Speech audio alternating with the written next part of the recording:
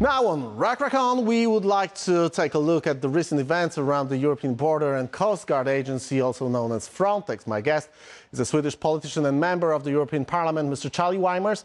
Mr. Weimers is co-chair of the European Conservatives and Reformist Migration Working Group. Welcome back to TVP World. Welcome back to Rack-Rack-On. Hello, Mr. Thank you, Michael. Mr. Weimers, we had 2 weeks ago Fabrice Leggeri, who was a Frontex Director General, and actually he was, I would say, ousted in a very quiet manner. There wasn't too much discussion about something really profound. It looks like he was fired because he was actually protecting the borders of European Union. Isn't it a very bad reason to fire a chief of the frontline security agency? Yes, he was forced to resign because of the continuous activities directed at Frontex for fulfilling their mandate, which is to support border states in the European Union in securing the border.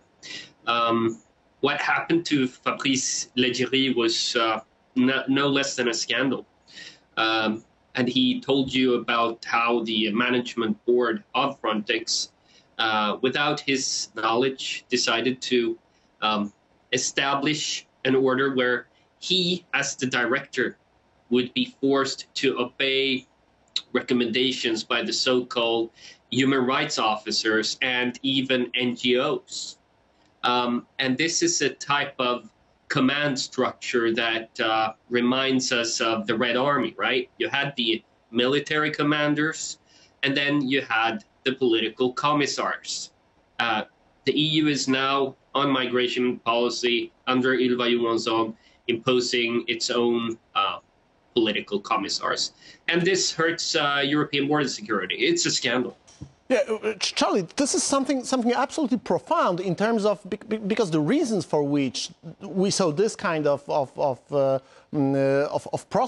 procedure being executed within the Frontex was related to two serious crises, security crises in terms of European border security and generally in broader sense the European security. The Lithuania-Belarus border and the attack on the border last year was one of the reasons for which he received a report that Frontex activity was, according to those political officers, an act against the basic rights of those people who were illegal migrants. The result would have to be just giving up the operation on the border.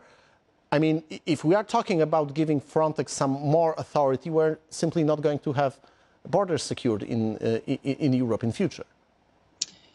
No, I mean, let's remind ourselves about the situation at the Polish-Lithuanian border with Belarus at the time. I mean, here we had a dictator, Lukashenko, who flied in migrants, economic migrants from Iraq, a state that is not and was not at the time at war. So this was economic migrants. And Leggeri was encouraged and pushed to bus these economic migrants from Belarusian territory into the European Union, something that he refused to do. And for refusing to do that, to refusing to obey the recommendations from these human rights officers, he had to pay a price, and his resignation was the price.